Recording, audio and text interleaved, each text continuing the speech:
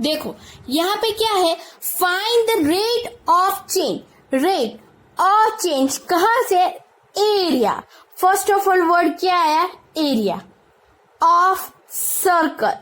Okay, we know that area of circle with radius R is equal to, area को हम कैसे denote करेंगे, ए से डिनोट करेंगे, यानी हम एस से डिनोट करेंगे। S is equal to pi R square, आप ए से भी डिनोट कर सकते हो। सर्कल का एरिया क्या आता है, जब उसकी रेडियस आर हो तो उसका एरिया का, सर्कल का एरिया क्या आता है, पाई आर स्क्वायर। यहाँ पे हमें क्या दिया गया है, rate of change of the area, यानी कि D A with respect to second, per second है, with respect to radius, with respect to its radio.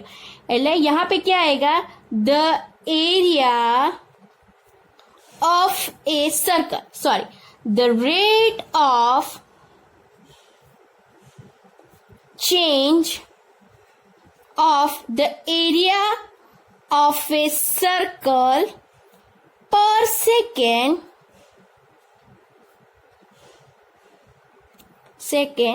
with respect to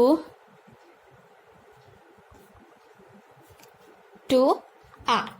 यहाँ पे सेकंड दिया गया है, पर सेकेंड है, per with respect to radius R, यानी कि हमें क्या, उसका मीनिंग क्या है, dy बाई डी एक्स। तो dy बाई डी एक्स का मीनिंग क्या है, the rate of change in y with respect to x। तो उसे हम क्या लिखते हैं, dy बाई डी एक्स। तो उसे हम क्या लिखेंगे, ds अपॉन डी आर। हमें क्या दिया गया है, 5 centimetre, ds upon D R. हमें क्या फाइंड करना है, ये फाइंड करना है, फाइंड द रेट ऑफ, हमें क्या फाइंड करना है, ds अपॉन डी आर। हमारे पास s क्या है, पाई आर स्क्वायर। देखो यहाँ पर r इज इक्वल टू 5, यानी कि ds अपॉन डी आर की value at r is equal to 5 के आगे फाइंड करनी है। तो हम पहले से r की वैल्यू 5 नहीं लिख सकते, ये बात आपको हमेशा ध्यान में रखनी है। जब भी आप डेरिवेशन करें उसके बाद लास्ट में ही उसकी वैल्यू, जो भी आपको कांस्टेंट दिया गया है उसकी वैल्यू वहां पे आप लिख सकते हैं। पहले से जो लिखेंगे तो ये फंक्शन कांस्टेंट हो जाएगा, और we know that constant function का डेरिवेशन क्या आएगा, 0 आ जाएगा, तो आपका आंसर नहीं मिलेगा। यानी कि x is equal to pi R square, ds upon D R. हमें r के सापेक्ष में विथ रिस्पेक्ट टू x का क्या करना है, डेरिवेशन फाइंड करना है, डेरिवेटिव फाइंड करना है, यानी कि पाई तो कांस्टेंट है, therefore d upon D R square, therefore 2 pi R. Okay, r की वैल्यू हमारे पास क्या है, r की वैल्यू हमारे पास 5 सेंटीमीटर है।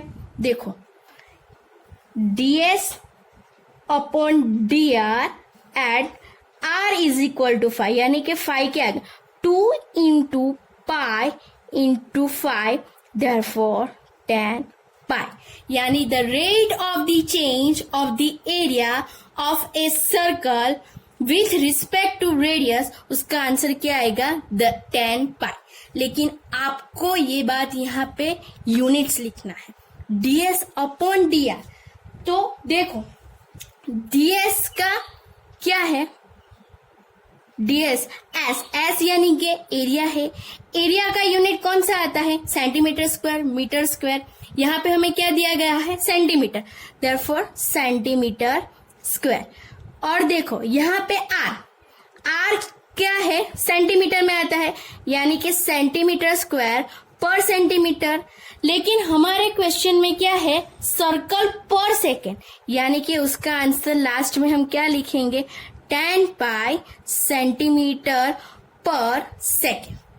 ओके, यानी कि लास्ट में आपको फुल लाइन में ये लिखना है, लास्ट में आपको फुल लाइन में ये लिखना है कि the rate of change of area of circle with respect to R is 10 pi centimetre square per second. यदि आपने यूनिट एग्जाम में नहीं लिखा तो आपके 1 मार्क्स कट हो सकते हैं। ये 2 मार्क्स का क्वेश्चन आ सकता है, लेकिन आपने ये जो नहीं किया तो आपके मार्क्स बोर्ड में भी कट हो जाएंगे और जो आपकी स्कूल की एग्जाम है वहां पे भी कट हो जाएगी। यानी कि आपको अच्छी तरह से लिखना है, अच्छी तरह से समझना है। क्या करना है, फर्स्ट ऑफ ऑल तो जब भी आप सम करें तो देखना उसमें कौन कौन से, यहाँ पे देखो एरिया दिया गया है, रेडियस, वो उसको साइड पे निकालो, उसकी वैल्यू देखो एरिया, तो एरिया का फॉर्मूला कौन सा आता है, वॉल्यूम का फॉर्मूला कौन सा आता है। बाद में आपको क्या दिया गया है, रेट, आपको क्या फाइंड करना है वो लिखो, वो देखो, तो उस हिसाब से सम करो। और लास्ट में ये यूनिट लिखना जरूरी है। ओके, एंड लास्ट में answer in full line. Okay, ये खास लिखना। ओके, आंसर फुल लाइन में होना चाहिए। ओके, नेक्स्ट एग्जांपल करेंगे तो आप अच्छी तरह से समझ में आ जाएगा।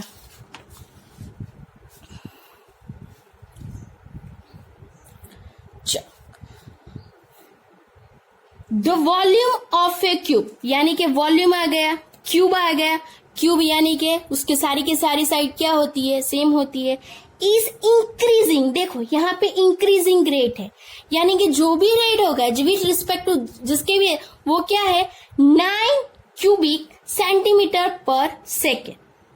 How fast the surface area increasing when the length of an edge is 10 centimetre. यहाँ पे हमको एज दी गई है 10 सेंटीमीटर। हमें क्या फाइंड करना है, the surface area increasing how fast. Okay, हमें क्या फाइंड करना है, सरफेस यानी कि एस, हमें क्या फाइंड करना है, ds अपॉन dt। ओके, कब, जब x की वैल्यू क्या हो, 10 सेंटीमीटर हो, तब x is equal to 10 centimetre हो, तब उसका रेट, जो सरफेस एरिया का रेट है विथ रिस्पेक्ट टू टाइम, वो क्या है, वो हमें फाइंड करना है। फर्स्ट ऑफ ऑल ये क्या दिया गया है, volume, let V be the volume of cube. Okay, therefore v is equal to क्या आएगा, x क्यूब आ जाएगा, x is equal and x be the edge of cube की एज है, यानी कि लेंथ है, यानी कि क्यूब की लेंथ कितनी है, x क्यूब, तो उसका साइड का क्यूब करेंगे तो हमें क्या मिलेगा, उसका वॉल्यूम मिलेगा। Okay, volume, cube is increasing at the rate of centimetre per second. देखो उसका यूनिट देखो, सेंटीमीटर पर सेकेंड, यानी कि हमें क्या फाइंड करना है, क्या दिया गया है, dv अपॉन dt, उसकी वैल्यू हमें, आपको यूनिट पढ़ोगे तो उसको पता चल जाएगा कि आपकी वैल्यू क्या है, यूनिट dv अपॉन dt क्या है, 9 सेंटीमीटर क्यूब पर सेकेंड। हमेशा ये यूनिट के हिसाब से। अब हमें क्या फाइंड है, देखो v इज इक्वल तो हमारे पास क्या है, x क्यूब है। अब हम क्या करेंगे, डेरिवेशन करेंगे with respect to dt, dv upon dt is equal to 3x square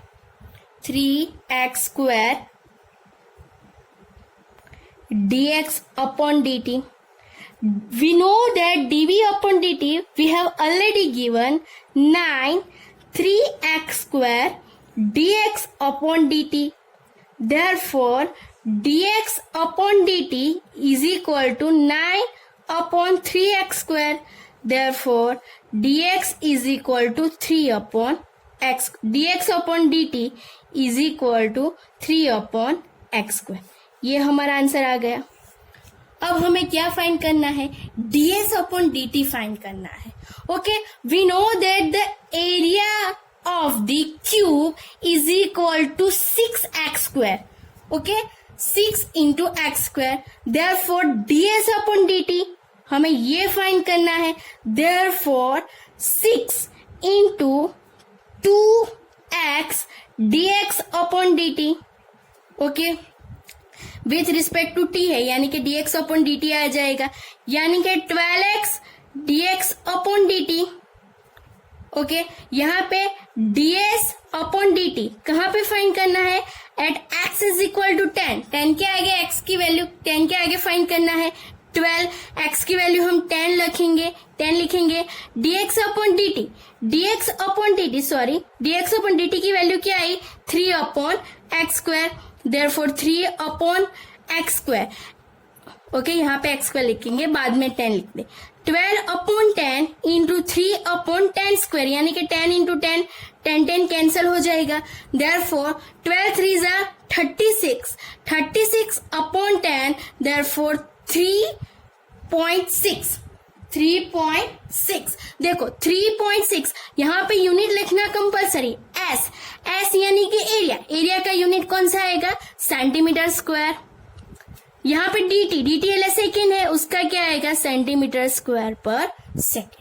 वरना एकदम इजी सम से फिर से देखती हूँ क्या दिया गया है। Volume of A cube increasing at the rate of cubic centimetre per second, यानी कि हमें dv अपॉन dt की वैल्यू दी गई है, हमें क्या फाइंड करना है? How fast the surface area increasing when the length of the edge, यानी कि ds अपॉन dt फाइंड करना है किसके आगे? x is equal to 10। x क्या है यहाँ पे? एज। तो जो वहां पे है वो हमें लिखना है। Let v be the volume of the cube, यानी उस हिसाब से हम करेंगे तो हमें dx बाई dt की वैल्यू मिलेगी, और वो dx बाई dt की वैल्यू हम यहाँ पे लिखेंगे तो हमें उसका आंसर मिल जाएगा, जो रेट है उसका आंसर मिल जाएगा। अब हम नेक्स्ट सम करेंगे।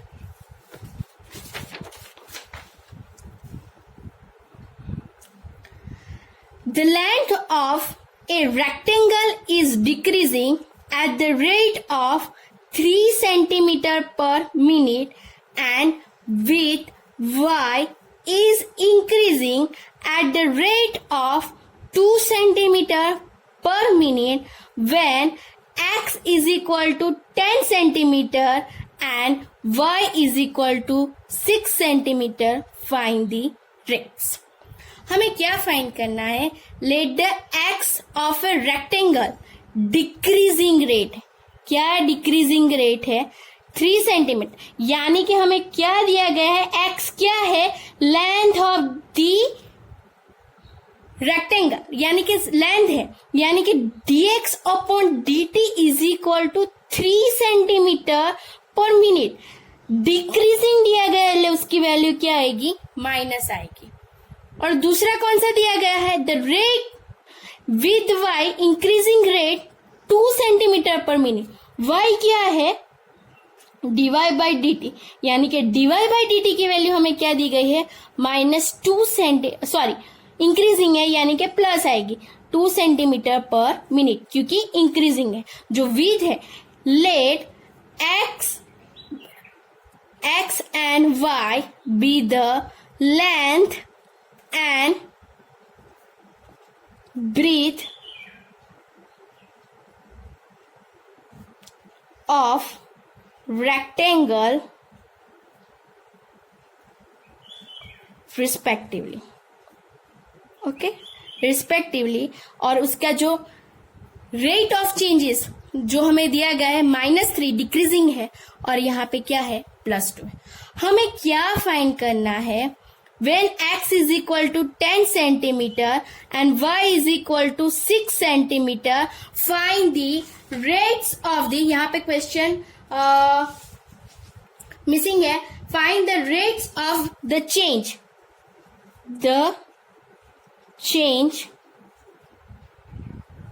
the parameter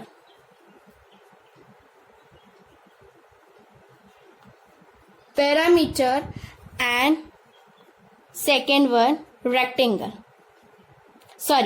area. हमें किसका फाइंड करना है?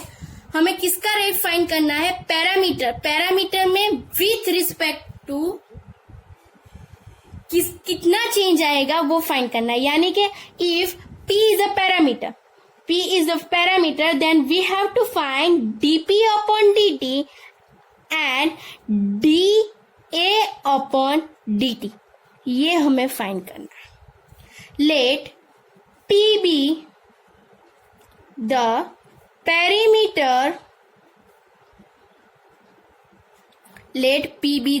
perimeter of rectangle. Okay, we know that parameter की रेक्टेंगल का पैरामीटर क्या आएगा 2 इंटू एक्स प्लस वाई. अब हम क्या फाइंगे with respect to T derivation find करेंगे. 2 कांस्टेंट है. ओके यानी कि 2 एज इट इज लिखेंगे. यहाँ पे प्लस है यानी कि दोनों dx upon dt plus dy upon dt लिख सकते हैं हम. ओके तो dx अपॉन dt की वैल्यू क्या है हमारे पास -3 है प्लस dy अपॉन dt की वैल्यू क्या है हमारे पास 2 है. Therefore 2 -3 plus 2 it gives -1 it gives -2. उसकी वैल्यू क्या आएगी -2. -2 p पैरामीटर का यूनिट कौन सा आता है सेंटीमीटर और सेकेंड टी वे सेंटीमीटर पर सेकेंड. यूनिट खास यूनिट आपको कंपलसरी लिखना है. यदि आपने यूनिट नहीं लिखा तो आपके मार्क्स कट हो जाएंगे. फिर से मैं ये बात आपको बता रही हूं. देखो अब हमें क्या फाइंड करना है dA upon dt where A is the area of the rectangle.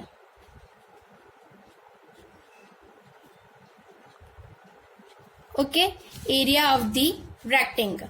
तो क्या होगा A is the area of the rectangle. तो A क्या होगा D. A की वैल्यू क्या आएगी रेक्टेंगल यानी कि x into y. x is a length and y is a width. Therefore A is equal to x y. Therefore dA upon dt is equal. यहां पे हम कौन से रूल का यूज करेंगे मल्टीप्लीकेशन के रूल का यूज करेंगे.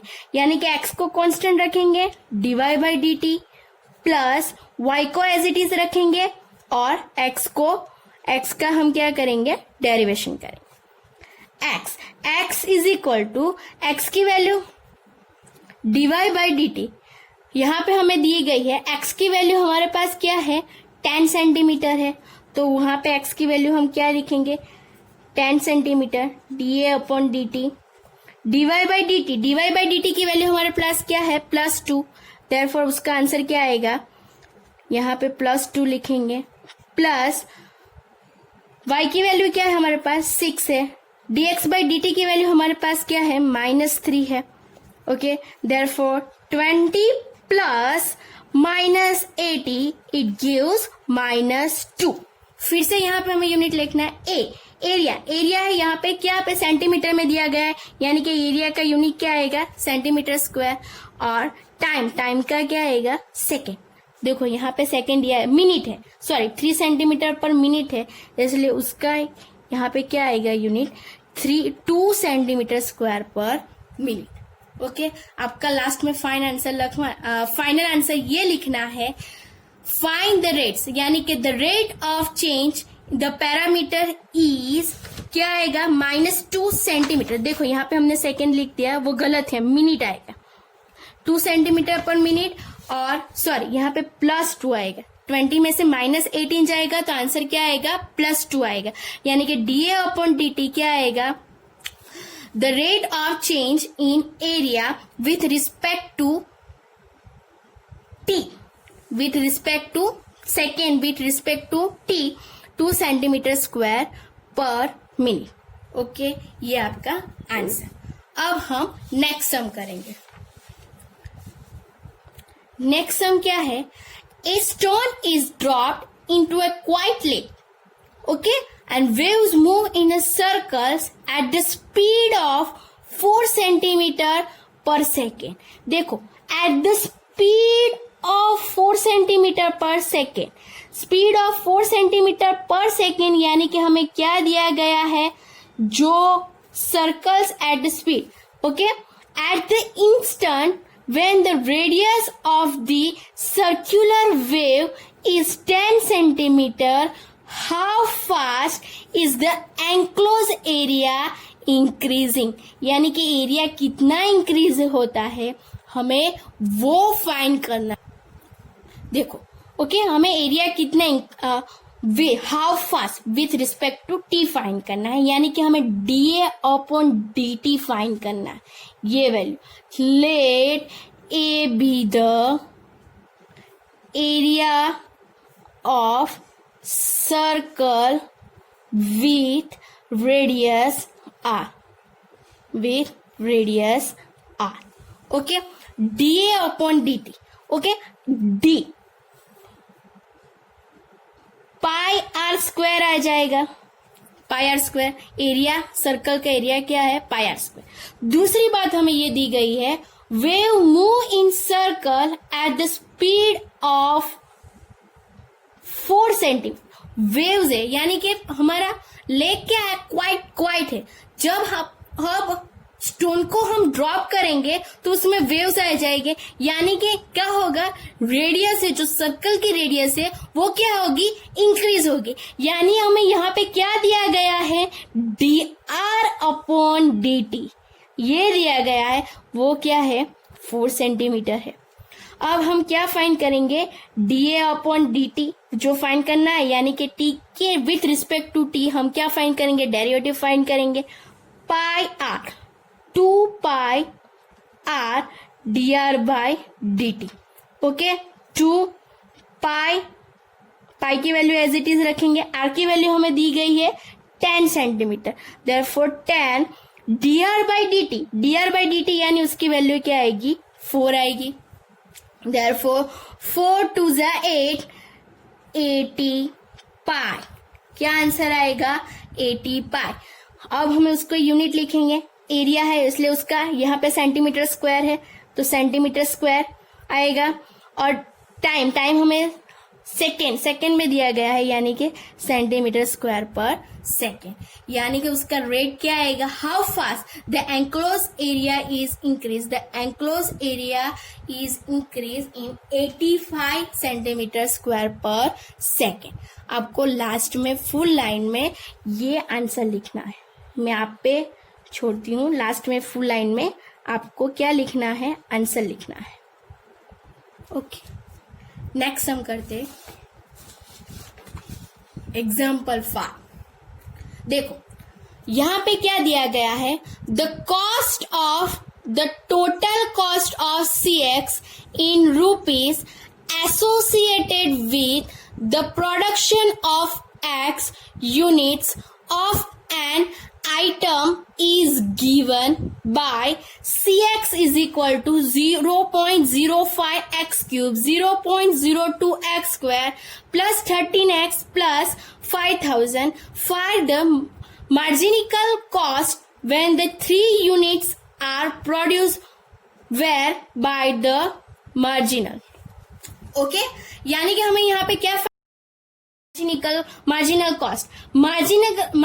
कॉस्ट हमें फाइंड करना है, तभी हमने डेफिनेशन पढ़ा।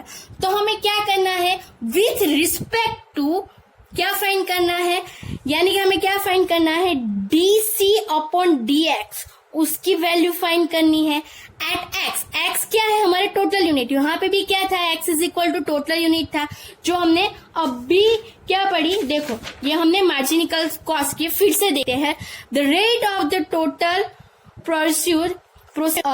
produced unit with respect to total expenditure is called marginal cost. CX is a total expenditure or product of X.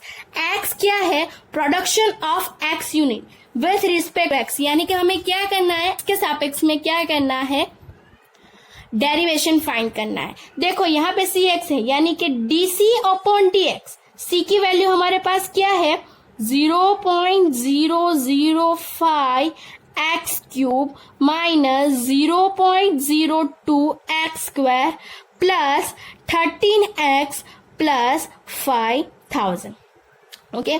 DC upon DX, तो DC upon DX is equal to क्या है हमारे पास, DC upon DX, तो ये 3 into देखो 0.005 x square, okay, minus 2 into 0.02 plus 30, ये आएगा, okay.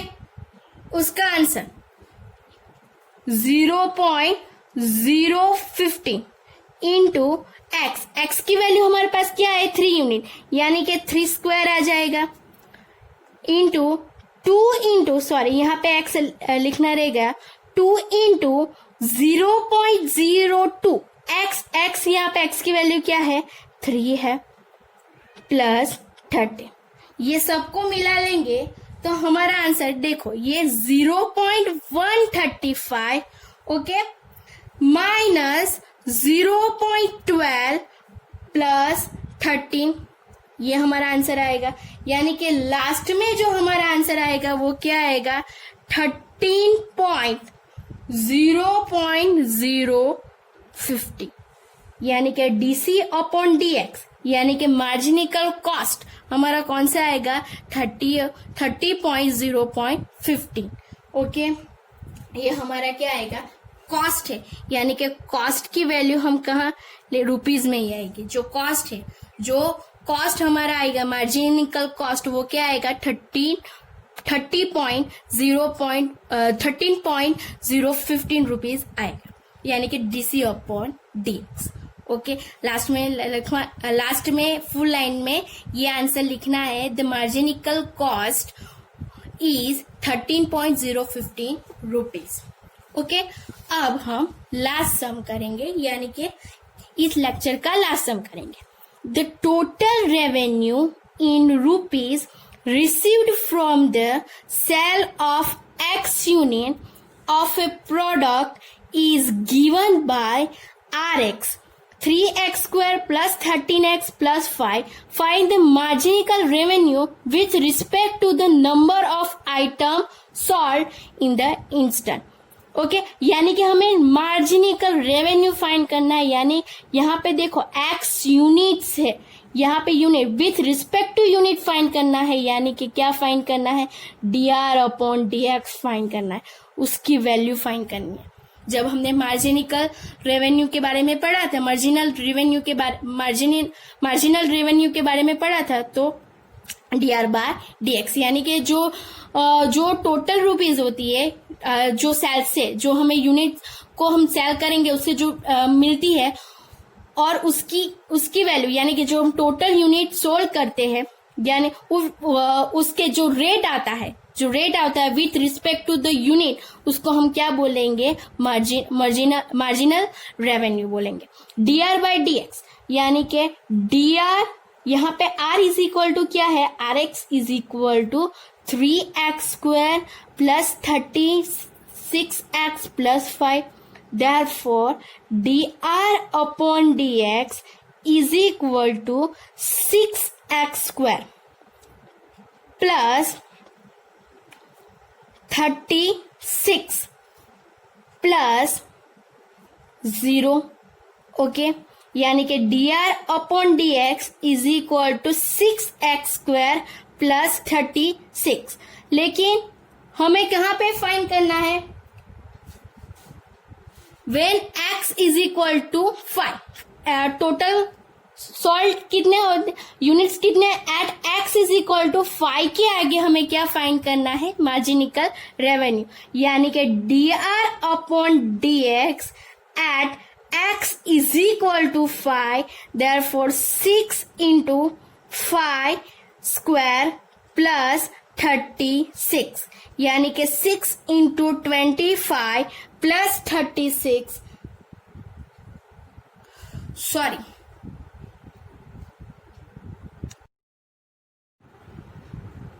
यहाँ पे हमने एक मिस्टेक की है। ये मिस्टेक कौन सी है देखो, 3x स्क्वायर का डेरिवेशन क्या आएगा 6x आएगा, गलती से मैंने 6x स्क्वायर लिख दिया, यानी कि यहाँ पे 2 स्क्वायर नहीं आएगा, therefore 6 plus 5 it gives 30 plus 36 it gives 66, यानी कि मार्जिनल रेवेन्यू क्या आएगा 66, यानी the marginal revenue with respect to number of item sold at instant is equal to 66 rupees. क्या आएगा उसका यूनिट क्या आएगा रुपीज आएगा, यानी कि यहाँ पे कॉस्ट है, यानी कि कॉस्ट है कोई भी उसकी प्राइस आएगी तो उसका यूनिट क्या आएगा रुपीज में आएगा।